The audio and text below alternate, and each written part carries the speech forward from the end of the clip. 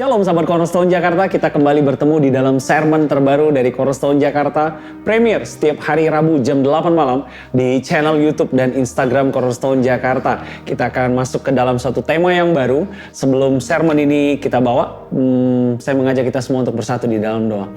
Bapa yang kekal dan Bapa yang kami sembah, di dalam nama Tuhan kami Yesus Kristus, betapa kami sangat bersyukur kami memiliki Tuhan yang tidak pernah meninggalkan kami, Tuhan yang membawa kami ke dalam tanah Kanaan, sehingga hari ini kami dapat menikmati segala hal-hal yang baik dari Engkau. Dan kami percaya Tuhan, tanah Kanaan sudah Kau berikan kepada kami, dan ini saatnya kami orang-orang yang hidup di dalam kasih karunia-Mu untuk menikmati tanah Kanaan yang Kau berikan, tanah yang penuh dengan susu, tanah yang penuh dengan madu, tanah yang memiliki anggur yang banyak, tanah yang memiliki tanah yang baik. Terima kasih Tuhan untuk segala kebaikan, kemurahan yang sudah Engkau sediakan dalam kehidupan kami. Biarlah hati kami menjadi tanah yang subur, sehingga hari ini kami dapat belajar firman Tuhan. Firman tadi dapat tinggal, tumbuh, berakar kuat, memiliki batang yang kuat, memiliki buah yang banyak. Demi nama Tuhan kami Yesus Kristus kami telah berdoa dan kami telah mengucap syukur. Amin. Bapak Ibu, 2 minggu kemarin kita sudah belajar tentang yang namanya damai sejahtera. Jika Bapak Ibu ikuti di sermon yang 2 minggu yang lalu kita belajar tentang damai sejahtera. Di sermon berikutnya kita belajar tentang bahwa damai sejahtera Tuhan itu mengalir di dalam hati yang tidak khawatir, hati yang tidak takut. Jadi bagi Bapak Ibu yang belum, saudara-saudaraku yang belum melihat sermon 2 minggu sebelumnya, saya sangat mendorong Bapak Ibu untuk dapat melihat sermon-sermon yang sebelumnya. Kita juga sudah belajar bahwa damai sejahtera itu mengalir bersamaan dengan yang namanya kesembuhan, yang namanya dengan healing. Jadi pada saat kita membutuhkan healing, sebenarnya yang kita butuhkan adalah damai sejahtera. Damai sejahtera itu sendiri berbicara tentang Yesus Kristus. Pada saat Tuhan Yesus berkata di kitab Yohanes, dia berkata, damai sejahtera-Ku kuberikan kepada engkau, damai sejahtera yang kumiliki itu kuberikan kepada engkau. Jadi hari ini saya dan Bapak Ibu memiliki damai sejahtera yang cukup. Tidak ada lagi kata kurang di dalam damai sejahtera, karena yang kita miliki hari ini sama persis dengan apa yang Yesus miliki, damai sejahtera tadi. Saya merasa penting untuk memberitahukan kepada Bapak Ibu, biar kita bisa sama-sama baca, biar kita bisa ingat ayatnya. Itu ada di kitab Yohanes. Kita buka sama-sama Alkitab kita. Berbicara tentang Yohanes, sebentar saya sampaikan. Yohanes 14 ayat 27 dikatakan demikian. Damai sejahtera Ku tinggalkan bagimu, damai sejahtera Ku kuberikan kepadamu, dan apa yang kuberikan tidak seperti yang diberikan oleh dunia kepadamu. Janganlah gelisah dan gentar hatimu. Jadi damai sejahtera itu persis sama dengan damai sejahtera Yesus. Kuncinya ada di bagian ayat terakhir, janganlah gelisah dan gentar. Damai sejahtera Tuhan itu dapat mengalir dengan bebas di dalam hati yang tidak gelisah dan tidak gentar. Hari ini kita masih berkaitan dengan ini Bapak Ibu, tapi kita mengambil satu tema cerita Alkitab pada saat Tuhan meminta Musa untuk memilih 12 orang pengintai. Karena ini berkaitan dengan bagian akhir, janganlah gelisah dan gentar hatimu.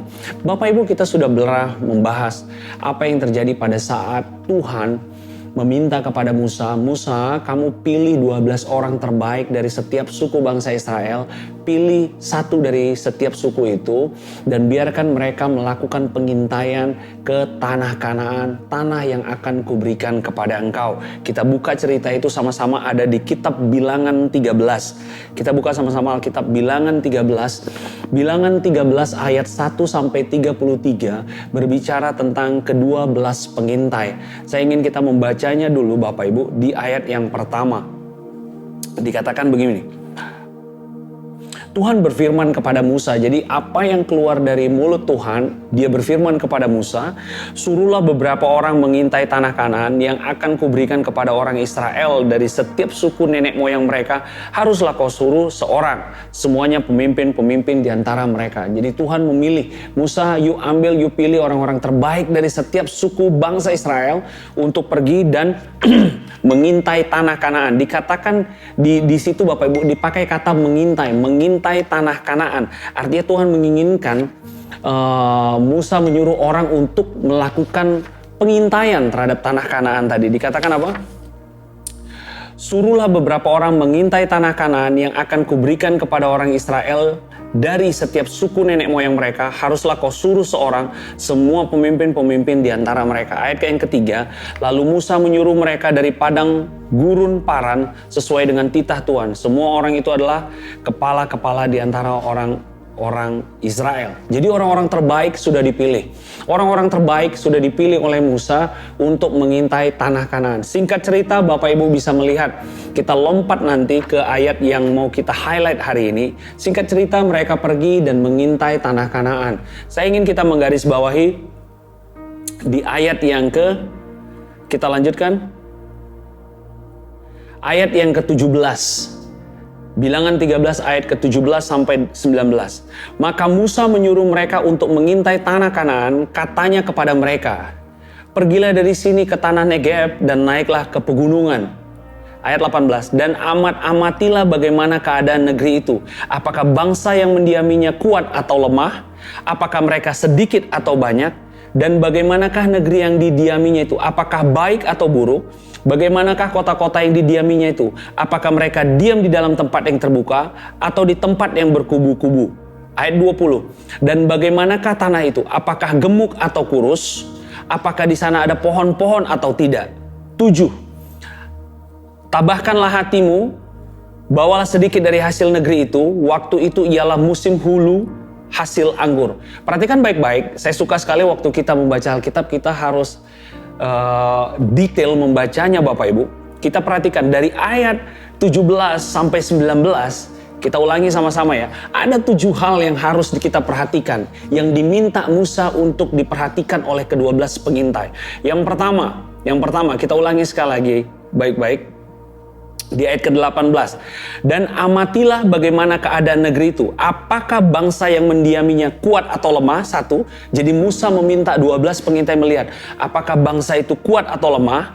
Ayat yang kedua, apakah mereka sedikit atau banyak? Ya, di ayat 19, dan bagaimanakah negeri yang didiaminya? Apakah baik atau buruk? Bagaimanakah kota-kota yang didiaminya? Apakah mereka diam di dalam tempat terbuka atau tempat yang berkubu-kubu? Dan yang berikutnya, dan bagaimanakah tanah itu? Apakah gemuk atau kurus? Apakah di sana ada pohon-pohonan atau tidak? Tabahkanlah hatimu dan bawalah sedikit dari hasil negeri itu. Musa memberitahu kepada bangsa 12 orang pengintai, ayo guys, ada hal-hal yang harus kalian lihat. Ada hal-hal yang harus kalian perhatikan. Nanti Bapak Ibu bisa baca sekali lagi ya. Saya ulangin sekali lagi ayat 18 di bagian akhir. Apakah mereka kuat atau lemah, sedikit atau banyak, ya. Ayat 19, apakah baik atau buruk tempat yang didiaminya? Apakah kota-kota mereka itu mereka tinggal di tempat terbuka atau di kubu-kubu? Bagaimanakah tanah itu? Apakah gemuk atau kurus? Apakah di sana ada pepohonan atau tidak? Ada hal-hal yang diminta Musa untuk diperhatikan oleh 12 pengintai. Apa hal yang dapat kita ambil dari sini Bapak Ibu? Setelah Musa menyuruh 12 orang pengintai, mereka menghabiskan 40 hari mengintai negeri Kanaan. Setelah mereka 40 hari mengintai tanah Kanaan, mereka kembali dan memberikan report kepada Musa, memberikan sebuah laporan kepada Musa tentang tanah itu. Perhatikan, Musa hanya nanya tadi, Musa hanya memberikan instruksi yang jelas. Apakah orangnya besar atau kecil? Apakah tanahnya gemuk atau kurus? Apakah mereka tinggal di kemah-kemah atau di tempat yang berbenteng-benteng? Ada beberapa hal kriteria-kriteria yang diminta Musa untuk mereka perhatikan. Sebelumnya Musa sudah mendapatkan suatu statement dari Tuhan. Di ayat yang pertama tadi apa dikatakan? Di ayat yang kedua, suruhlah beberapa orang mengintai tanah Kanaan yang akan kuberikan kepada orang Israel. Saya dan Bapak Ibu harus percaya bahwa firman Tuhan itu ya dan amin. Jadi pada saat Tuhan berkata yang akan kuberikan kepada bangsa Israel, itu artinya tanah itu pasti akan diberikan bagi saya dan Bapak Ibu. Pasti akan diberikan bagi bangsa Israel pada saat itu. Ini bukan berbicara tentang nanti diberikan atau tidak. Tapi tanah itu sudah pasti diberikan bagi bangsa Israel. Tuhan hanya bilang, ayo kalian perlu mengintai. Tetapi apa yang terjadi? Di kitab Bilangan 13, kalau nanti Bapak Ibu terus baca tadi sesudah ayat-ayat tadi, apa yang terjadi? 10 orang dari 12 orang pengintai tadi memberikan sebuah laporan yang buruk. Memberikan sebuah laporan yang tidak baik. Orang-orang di sana besar katanya. Orang-orang di sana kuat-kuat, kita pasti mati, kita seperti belalang, kita pasti hancur. Hanya Yosua dan Kaleb yang memberikan report yang positif. Hanya Yosua dan Kaleb yang memberikan laporan yang positif dari satu pandangan yang sama. Mereka 12 orang melihat hal yang sama. Tapi outputnya bisa berbeda Bapak Ibu. Hanya 2 orang yang memiliki output yang sesuai dengan apa yang Tuhan mau. 10 orangnya tadi memberikan report yang salah. Bapak Ibu, hari ini kita selalu diperhadapkan kepada pilihan. Musa tadi sudah memberitahu di ayat yang ke-18. Dan amat-amatilah bagaimana keadaan negeri itu. Apakah bangsa yang mendiaminya kuat atau lemah. Hari ini Bapak Ibu, selalu ada pilihan di dalam kehidupan kita. Sayangnya, banyak sekali kita memilih. Pada saat kita memilih, kita tidak memilihnya di dalam Tuhan. Dikatakan tadi apa di situ? Lihatlah bagaimana apakah kuat atau lemah. Hari ini Bapak Ibu, saya ingin memberitahu, bukan musuh kita yang terlalu besar yang ada di depan kita. Bukan bangsa yang ada di dalam tembok Jericho tadi yang begitu hebat sehingga bangsa Israel harus takut. Bukan. Tetapi cara kedua 10 orang pengintai yang menentukan, mengklasifikasi hal yang di depan mereka, itu yang buat salah. Mereka mengklasifikasikan, mereka mengatakan bahwa musuh yang di depan itu lebih besar. Orang-orang yang di depan kita ini lebih besar. Kita nggak mungkin mengalahkannya. Hari ini saya dan Bapak Ibu dihadapkan pada setiap hari kita dihadapkan pada pilihan. Hari ini tentukan bahwa pilihan kita itu adalah pilihan berdasarkan apa yang Tuhan katakan. Bukan masalah kita yang besar. Saya berkali-kali mengatakan. Tetapi kita pada saat menentukan ini kayaknya masalah besar. Tidak ada masalah yang besar Bapak Ibu. Saya ingin memberitahu. Bukan bangsa yang tinggal di dalam tembok Jericho itu yang hebat. Bukan. Tetapi ketidakmampuan 10 orang pengintai untuk mengidentifikasi bahwa orang yang di dalam tembok itu harusnya adalah orang-orang yang kalah. Nanti kita bisa belajar itu di ayat yang selanjutnya. Hari ini saya ingin memberitahu kepada Bapak, Ibu, dan saudara-saudaraku. Hari ini selalu ada pilihan di dalam kehidupan kita.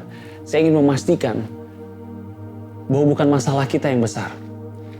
Tetapi sering sekali kita yang terlalu mengidentifikasi bahwa masalah itu yang besar. Saya mencoba mencari kata yang lebih baik dari sini agar saya dan Bapak Ibu bisa mengerti. Jadi attitude cara kita berpikir pada setiap kali kita melihat suatu situasi, melihat suatu masalah adalah lihat. Pada saat kita melihat masalah, lihat juga siapa yang berkata kepada kita, yaitu Tuhan. Mario, bersatu jalan musuh menyerang kau, bertujuh jalan mereka akan lari daripadamu. Jadi attitude kita, cara kita berpikir, cara kita merespon masalah yang di depan kita, cara kita merespon situasi yang ada di depan kita, itu berbeda. Karena kita tahu bagaimana cara mengidentifikasi musuh ataupun Goliat ataupun gunung ataupun tembok yang ada di depan kita. Masalahnya sering sekali orang percaya terlalu gampang untuk mengatakan gue mengalami masalah yang besar. Gue menghadapi satu masalah yang besar. Bukan masalahnya yang besar. Tetapi ketidakpercayaan kita bahwa Tuhan kita lebih besar dari masalah kita. Itu masalah kita sebenarnya. Tidak ada masalah yang cukup besar harusnya bagi setiap orang yang percaya. Amin. Saya berharap statement ini bukan sebuah statement yang sepertinya overpromise. Bukan. Tapi inilah apa yang Tuhan katakan. Tuhan udah bilang sama Musa pada saat itu. Musa, mereka lihat-lihat aja. Tuhan gak bilang mereka harus kalahin kok. Kan dibilang Tuhan tadi di ayat yang kedua. Suruhlah beberapa orang mengintai tanah Kanaan yang akan kuberikan. Artinya Tuhan yang akan berperang bagi setiap masalah bangsa Israel pada saat itu. Ke-10 orang pengintai mengandalkan kekuatan mereka, mengandalkan fisik mereka, mengandalkan apa yang mereka lihat, mengandalkan pengetahuan mereka. Jadi pada saat mereka melihat orang-orang suku Enak yang ada di situ, yang besar-besar badannya, mereka jadi takut. Pada saat kita melihat masalah dengan mata fisik kita, tetapi tidak dengan through our spirit, maka kita hanya akan melihat masalah yang besar. Hari ini saya ingin memberitahu Bapak Ibu, belajar untuk melihat masalah tidak hanya dari mata fisik kita, tidak hanya dari telinga kita, tetapi belajar melihat masalah through our spirit, melalui roh. Maka cara pandang kita terhadap masalah akan berbeda. Sehingga Tuhan berkata, hanya Yosua dan Kaleb yang akan memasuki negeri yang akan kuberikan kepada mereka.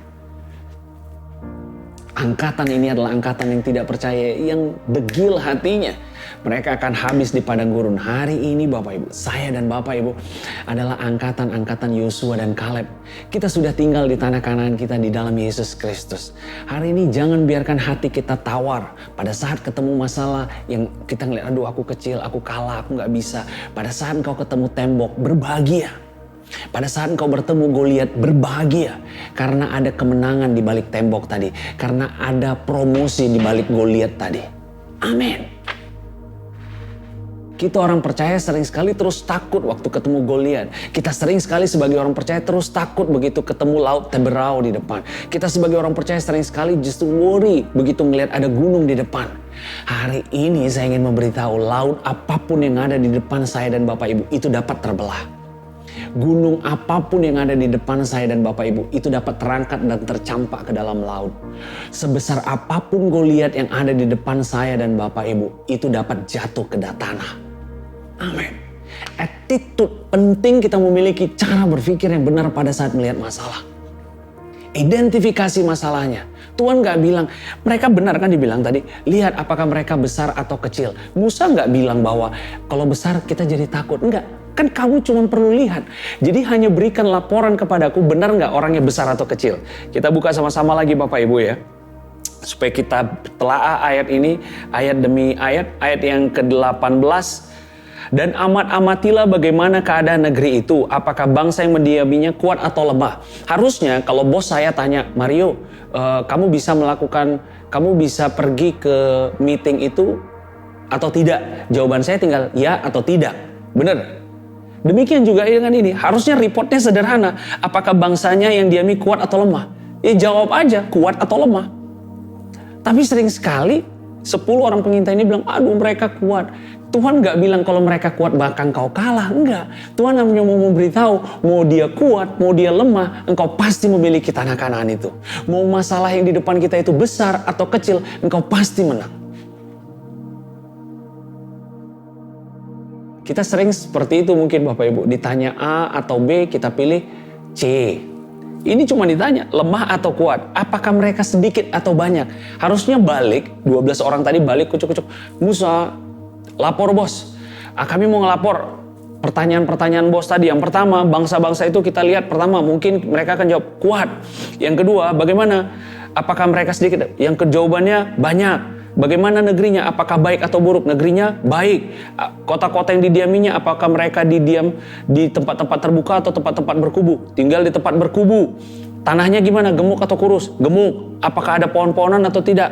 Ada atau ada pohon-pohon atau tidak ada pohon-pohon. Gitu saja harusnya. Reportnya sederhana.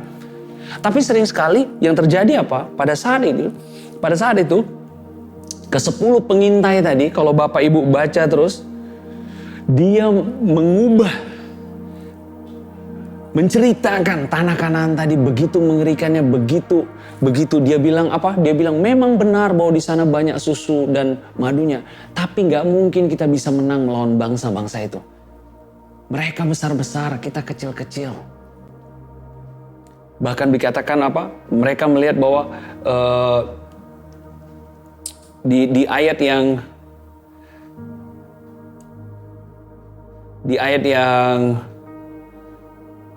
ayat 33, juga kami lihat di sana orang-orang raksasa, orang-orang enak yang berasal dari orang-orang raksasa, dan kami lihat diri kami seperti belalang, demikian jugalah mereka terhadap kami. Mereka melihat diri mereka kecil karena mereka melihat diri mereka melalui mata fisik.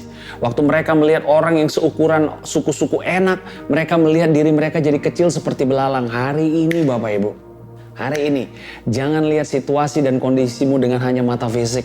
Kita perlu melihat diri kita di dalam roh. Ini adalah orang-orang yang 10 orang ini orang-orang yang mengandalkan perbuatannya, mengandalkan kemampuannya, mengandalkan fisiknya, mengandalkan apa yang mereka lihat, mengandalkan kekuatan mereka. Ya jelas kalau mengandalkan kekuatan mereka, mereka nggak akan mampu melawan suku Enak, bangsa yang besar-besar, orang-orang yang raksasa pada saat itu. Tuhan menginginkan saya dan Bapak Ibu pada saat melihat satu masalah, pada saat memandang masalah, lihat menggunakan firman Tuhan. Pada saat kita melihat masalah menggunakan firman Tuhan, maka Bapak Ibu dapat mengidentifikasi bahwa masalah itu tidak besar. Bahwa bukan masalahnya yang besar, tapi sering sekali adalah ketidakpercayaan kita yang sering sekali semakin besar. Saya ingin mendorong setiap orang yang percaya yang mendengarkan sermon ini dapat memiliki satu pemahaman dan pemikiran yang baru. Miliki satu cara disiplin berpikir Bapak Ibu. Ketemu masalah, lihat masalahnya, identifikasi masalahnya bahwa itu bukan masalah yang besar. Karena Tuhanku lebih besar daripada gunung yang ada di depanku. Tuhanku lebih dahsyat daripada laut Teberau yang ada di depanku. Tuhanku lebih dahsyat daripada Goliat yang ada di depanku. Cara berpikir ini penting harus kita kedepankan Bapak Ibu. Melihat masalah selalu melihatnya dengan kacamata firman Tuhan. Hari ini coba pikir Bapak Ibu. Coba pikir, bayangkan ada satu masalah apa dalam kehidupan kita. Saya nggak tahu apa yang menjadi masalah atau beban Bapak Ibu. Coba lihat masalah tadi. Coba renungkan sebentar. Sekarang saya mau bertanya. Mana lebih besar masalah yang ada di depan kau? Di depan Bapak Ibu? Atau membelah laut Teberau? Mana yang lebih besar? Masalah yang di depan Bapak Ibu? Atau membangkitkan Lazarus yang sudah berhari-hari mati? Mana lebih besar? Masalah yang ada di depan engkau? Daripada memberi makan 5.000 orang dengan 5 roti 2 ikan. Bukan masalah kita yang lebih besar Bapak Ibu. Bukan. Sama sekali bukan. Tapi ketidakpengetahuan kita tentang siapa Tuhan kita, itu yang sering sekali membatasi kita, sehingga sering sekali kita melihat masalah kita itu lebih besar. Bapak Ibu, kita lompat sebentar ke ayat Yosua, ke kitab Yosua 2.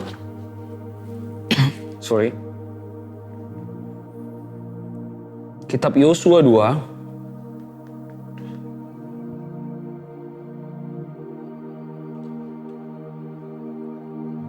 Di kitab Yosua 2 ayat 1 sampai 24 berbicara tentang pengintai-pengintai di Jericho. Ini adalah pengintaian terakhir yang dilakukan oleh Yosua sebelum mereka memasuki tanah Kanaan. Bapak Ibu mungkin sudah sering mendengar cerita tentang pengintai dan mereka bertemu dengan yang namanya seorang wanita yang bernama Rahab. Kita melihat sebentar di ayat yang ke-9. Kita lompat ke ayat yang ke-9. Pada saat itu pengintai dari Yosua sudah masuk ke kamarnya Rahab. Rahab sudah berkomunikasi dengan kedua orang pengintai tadi. Dan tiba-tiba raja mengetahui ada pengintai masuk ke kamar Rahab. Pasukan dikirim ke kamar Rahab. Pengintai tadi mencoba bersembunyi di daerah di rumahnya Rahab. Akhirnya tentara-tentara tadi kembali ke posisinya. Mereka pulang, mereka pergi. Akhirnya Rahab memiliki momen untuk berbicara dengan dua orang pengintai. Nanti Bapak Ibu bisa baca di ayat 1 sampai 8 itu. Dan ayat yang ke-9. Dan berkata kepada orang-orang itu. Jadi Rahab berbicara kepada dua orang pengintai tadi. Aku tahu, kata Rahab, bahwa Tuhan telah memberikan negeri ini kepada kamu. Dan bahwa kengerian terhadap kamu telah menghinggapi kami. Dan segala penduduk negeri ini gemetar menghadapi kamu. Ayat yang ke-10, sebab kami mendengar bahwa Tuhan telah mengeringkan air laut Teberau di depan kamu ketika kamu berjalan keluar dari Mesir. Dan apa yang kamu lakukan kepada kedua raja orang Amori yang di seberang sungai Yordan itu, yang ini kepada Sihon dan Og yang telah kamu tumpas. Ketika kami mendengar itu, tawarlah hati kami dan jatuhlah semangat setiap orang menghadapi kamu. Sebab Tuhan Allahmu ialah Tuhan Allah di langit, di atas dan di bumi, di bawah. Maka sekarang bersumpahlah kiranya demi Tuhan, bahwa karena aku telah berlaku ramah terhadap kamu, kamu juga akan berlaku ramah terhadap kaum keluargaku. Dan berikanlah kepadaku suatu tanda yang dapat dipercaya. Rahab bilang gini, bro, kepada pengintai tadi, bro, gue udah dengar tentang betapa dahsyatnya Tuhan lo. Gue udah dengar betapa hebatnya Tuhan yang kau sembah. Pada saat engkau menyeberang, dia mengeringkan laut Teberau. Kami sudah dengar. Bapak Ibu tahu, kalau kita balik kembali ke bilangan 13, nanti Bapak Ibu baca lagi di bilangan 14, saya sangat mendorong agar ini dapat dibaca. Di bilangan 14 dikatakan apa? Tuhan berkata kepada bangsa Israel, 40 tahun kalian akan mengalami perjalanan di padang gurun ini karena kalian meragukan kekuatanku. Jadi sudah 40 tahun sebenarnya Rahab mendengar kabar tentang kedahsyatan Tuhan. Selama 40 tahun itu, orang-orang yang tinggal di dalam tanah Kanaan itu sudah gemetar, Bapak Ibu. Sudah hidup dalam ketakutan. Mereka sudah tahu bahwa negeri itu akan diserahkan kepada bangsa Israel. Tapi sayangnya bangsa Israel harus menghabiskan 40 tahun berputar-putar di padang gurun sampai akhirnya mereka bisa masuk. Dan itu pun hanya Yosua dan Kaleb dari angkatan itu. Saya ingin memberitahu Bapak Ibu, kadang-kadang kita terlalu lama berputar-putar di padang gurun. Kita merasa kita sering sekali masih di padang gurun hanya karena ketidakmampuan kita mengidentifikasi bahwa masalah atau Goliat ataupun laut Teberau yang di depan kita itu sebenarnya hal yang sangat kecil. Hari ini belajar untuk melihat setiap masalah Bapak Ibu, melihat setiap pergumulan apapun itu dari kacamata firman Tuhan, dari Injil kasih karunia Tuhan, bahwa segala sesuatu telah Tuhan selesaikan di kayu salib melalui kematian anaknya yaitu Yesus Kristus. Hari ini tidak ada masalah yang besar bagi setiap saya dan Bapak Ibu. Hari ini Tuhan Yesus jauh lebih besar dari apapun yang ada di depan kita hari ini. 40 tahun bangsa tadi dikatakan apa? Sudah ketakutan kami. Di ayat 11, ketika kami mendengar itu, tawarlah hati kami dan jatuhlah semangat kami setiap orang menghadapi kamu. Sebab Tuhan Allahmu ialah Allah di langit, di atas dan di bumi di bawah. Mereka udah give up sebenarnya. Seandainya saja pada saat itu bangsa Israel dari 10 orang pengintai tadi sependapat dengan Musa dan dengan Yosua dan Kaleb, mereka akan dapat sama-sama masuk ke tanah Kanaan yang sudah disediakan Tuhan bagi kita. Hari ini saya dan Bapak Ibu tidak lagi sedang berusaha untuk masuk ke tanah Kanaan. Ini kabar baik. Hari ini melalui kematian Yesus Kristus, saya dan Bapak Ibu sudah tinggal di dalam tanah Kanaan kita. Di tanah Kanaan yang sudah diberikan oleh Tuhan Yesus bagi setiap saya dan Bapak Ibu. Hari ini jangan lagi pakai cara berpikir di padang gurun.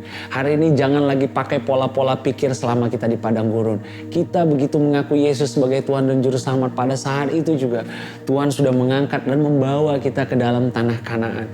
Hari ini Bapak Ibu, saya ingin beritahu, saatnya saya dan Bapak Ibu menikmati tanah Kanaan tadi. Tanah Kanaan yang kaya dengan susu, yang kaya dengan madu, yang tanahnya tebal-tebal, yang tanahnya gemuk-gemuk. Hari ini saya ingin memberitahu, biarlah hanya kebajikan dan kemurahan belaka yang mengikuti setiap saya dan Bapak Ibu. Hari ini expect the best. Tetap harapkan ada hal yang lebih baik dari Tuhan. Expect no for the worst. Jangan kita ikut ada filosofi dunia, kita harus prepare for the worst. Kita harus siap-siap untuk situasi yang terburuk. Tidak, prepare for the best. Kita orang-orang yang hidup di dalam kasih karunia Tuhan. Prepare for the best. Persiapkan diri kita untuk hal terbaik selalu yang diberikan Tuhan. Prepare for the best untuk ada interview yang terbaik yang diberikan Tuhan. Prepare for the best. Persiapkan diri kita untuk melihat ada promosi-promosi yang akan diberikan Tuhan. Prepare for the best. Siapkan diri kita untuk yang terbaik. Untuk ada penjualan-penjualan yang selama ini mungkin seperti nyata. Prepare for the best. Untuk kita dapat bertemu dengan orang-orang hebat. Prepare for the best. Untuk hal-hal baik yang akan Tuhan sediakan bagi kita. Amin. Bangsa Israel harusnya pada saat itu melalui 12 orang pengintai harusnya mempersiapkan diri mereka. Saya harusnya membayangkan ke-12 orang tadi kembali. Anggap, guys, tanahnya keren banget. Tanahnya benar, tanahnya gemuk. Pohonnya banyak sekali. Buah anggurnya gede-gede. Kaya dengan madu, kaya dengan susu. Wow, kalau kita tinggal di situ, waduh sejahtera sekali. Saya membayangkan itu harusnya reportnya. Itu harusnya laporan dari ke-12 pengintai tadi kepada Musa. Sehingga jutaan bangsa Israel yang keluar dari tanah Mesir tadi jadi semangat. Ah, serius? Iya, segera yuk kita ke sana. Aduh, keren banget, kita harus segera ke sana. Amin. Harusnya begitu attitude-nya. Harusnya kita jadi seperti Yosua dan Kaleb yang di dalam setiap grup-grup WhatsApp kita, di dalam komunitas kita, di dalam meeting-meeting kita selalu menjadi orang-orang yang pembawa kabar baik, gospel. Ada hal baik di balik project ini, ada hal baik, kita pasti bisa, kita pasti menang. Jangan mau jadi seperti 10 orang pengintai yang datang hanya memberi kabar buruk. Dan akibat dari 10 orang tadi, jutaan bangsa Israel harus mati di padang gurun dengan sia-sia. Hari ini Bapak Ibu, lihat orang-orang di sekelilingmu. Mereka butuh kabar-kabar baik dari kita. Sehingga hidup mereka tidak menjadi hidup yang sia-sia. Komunitas-komunitas kita butuh kabar baik dari kita. Mereka butuh mendengar kata-kata yang baik dari kita. Sehingga komunitas-komunitas kita, lingkungan kita, teman kita itu dapat terbangun. Mereka melihat ada pengharapan di depan. Mereka melihat ada hal baik di depan yang disediakan Tuhan. Jangan mau jadi seperti 10 orang pengintai yang datang hanya memberikan kabar buruk. Hari ini saya dan Bapak Ibu dipanggil Tuhan untuk datang membawa kabar baik bagi banyak orang. Sehingga banyak orang yang akan terundang dapat menikmati tanah Kanaan sama seperti kita menikmatinya. Hari ini orang harus banyak mendengar yang namanya grace, gospel, kabar baik. Bukan berbicara tentang Tuhan marah, Tuhan marah, Tuhan marah. Hari ini Tuhan sudah mengundang saya dan Bapak Ibu untuk tinggal di dalam tanah Kanaannya. Tugas kita menikmati tanah Kanaan tadi. Hidup berkemenangan, hidup penuh dengan damai sejahtera, hidup yang berkualitas, hidup yang berdampak. Sama seperti Yosua dan Kaleb. 2 orang tapi berdampak bagi banyak orang. 2 orang berdampak bagi ratusan ribuan turunan. Amin. Musuh kita sudah kalah. Itu clear Bapak Ibu. Karena pada saat Tuhan membelah laut Teberau, Tuhan melakukan tulah, berita itu sudah terdengar sampai ke tanah Kanaan. Dan pada saat itu mereka juga sudah gemetar dan ketakutan. Bahkan 40 tahun mereka harus hidup dalam ketakutan, kengerian. Aduh, kapanlah bangsa Israel ini datang? Habislah kita, kapan bangsa ini datang? Wah, udah habis kita, nggak berani kita. 40 tahun mereka hidup dalam ketakutan. Sayangnya bangsa Israel pada saat itu justru 40 tahun. Di sisi yang satu, ada satu bangsa yang sudah hidup dalam ketakutan. Di sisi yang satu, bangsa Israel hidup dalam kondisi yang tidak fit, tidak rest, berputar-putar di padang gurun. Hari ini saya menginginkan setiap orang yang mendengarkan sermon ini tidak lagi mengalami hidup yang berputar-putar. Kita jangan mau hidup di padang gurun berputar-putar Bapak Ibu. Kita hidup di dalam tanah Kanaan Tuhan. Kita hidup di dalam tanah Kanaan Tuhan. Hari ini tugas saya dan Bapak Ibu adalah menikmati semua kebaikan dan kemurahan Tuhan. Selalu persiapkan diri kita untuk ada hal yang terbaik yang Tuhan akan berikan. Persiapkan diri kita untuk melihat ada hal-hal besar di dalam kehidupan kita. Persiapkan diri kita untuk melihat ada lompatan-lompatan dalam karir, dalam bisnis usaha kita. Persiapkan diri kita untuk melihat ada kesembuhan yang terjadi. Persiapkan diri kita untuk melihat ada terobosan-terobosan di dalam keturunan-keturunan kita. Persiapkan diri kita untuk melihat adanya pemulihan-pemulihan di dalam hubungan-hubungan keluarga. Amin. Persiapkan diri kita. Saya percaya bahwa setiap bapak dan ibu yang percaya kepada Yesus sebagai Tuhan dan Juru Selamat, kita sudah tinggal di dalam tanah Kanaan. Hari ini saya ingin menutup dengan hal yang sederhana Bapak Ibu. Pertama adalah segera identifikasi yang di depan kita.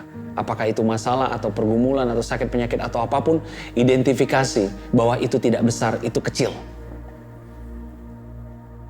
Dia pasti kalah, masalah pasti kalah. Sakit penyakit pasti kalah. Masalah ekonomi pasti kalah.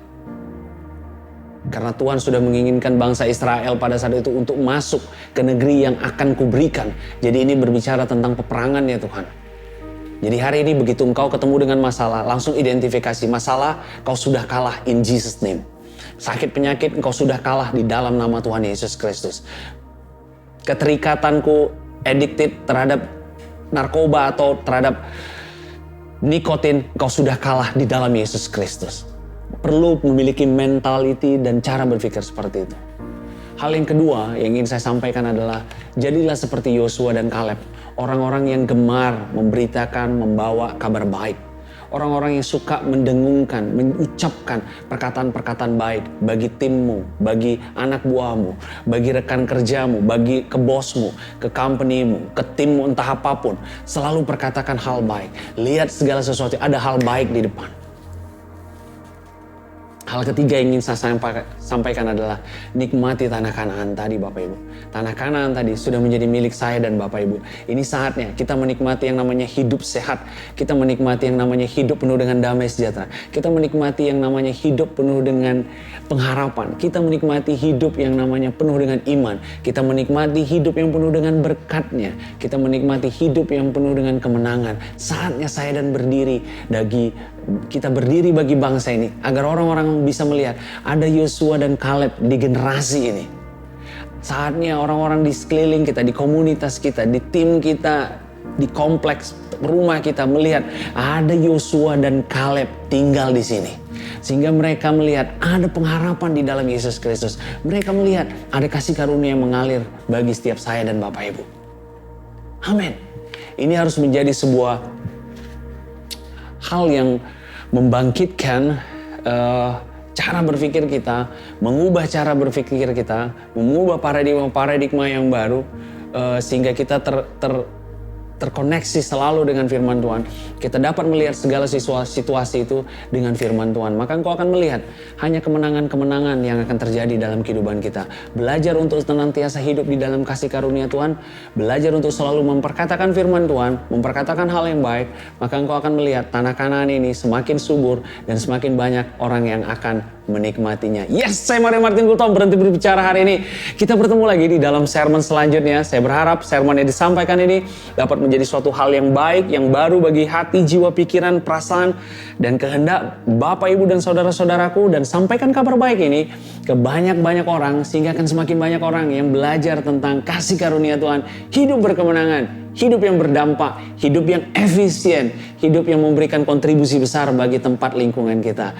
Saya ingin menutup sermon ini, kita bersama-sama berdoa. Bapa, di dalam nama Tuhan kami Yesus Kristus, kami bersyukur hari ini kami boleh belajar tentang firman Tuhan. Kami mau memiliki hati Tuhan untuk melihat masalah selalu dari perspektif firman Tuhan. Sehingga kami dapat mengidentifikasi masalah yang di depan kami bukanlah masalah yang besar, tapi masalah yang sudah kalah di tangan Tuhan. Sehingga hari ini kami hanya mengambil kemenangan daripada Engkau. Terima kasih Tuhan atas kemenangan yang sudah Kau berikan. Hari ini juga kami belajar Bapak untuk menjadi ambasador kerajaan surga. Sehingga kami dapat menyampaikan hanya kabar baik. Kami dapat menyampaikan perkataan-perkataan yang baik. Sehingga dapat tenang orang-orang yang ada di sekeliling kami. Mereka dapat merasakan damai sejahtera. Terima kasih Tuhan, karena kami juga mau belajar untuk menikmati tanah Kanaan yang sudah Engkau berikan. Tanah Kanaan yang melimpah dengan susu madu. Tanah Kanaan yang melimpah dengan segala hal-hal yang baik dari Tuhan. Kami hidup sehat, kami hidup panjang umur, kami hidup diberkati, kami hidup berkemenangan. Di dalam nama Tuhan kami Yesus Kristus, kami telah berdoa dan kami telah mengucap syukur. Amin. Saya Mario Martin Gultom ingin mengingatkan dan mengajak Bapak Ibu yang ada tinggal di daerah Jakarta dan sekitarnya bahwa kebaktian Cornerstone, ibadah onsite tatap muka telah dilakukan sejak bulan Juni. Setiap hari Jumat jam 12 siang di gedung Atria at Sudirman. Nanti Bapak Ibu dapat melihatnya di akhir dari sermon ini, ada detail tempatnya. Setiap hari Jumat jam 12 siang. Saya sangat mendorong bagi Bapak Ibu untuk datang dalam ibadah tatap muka setiap hari Jumat jam 12 siang di Atria at Sudirman. Saya Mario Martin Gultom, selesai berbicara hari ini. Tuhan Yesus memberkati engkau, Tuhan Yesus mengasihi engkau. God bless you and see you.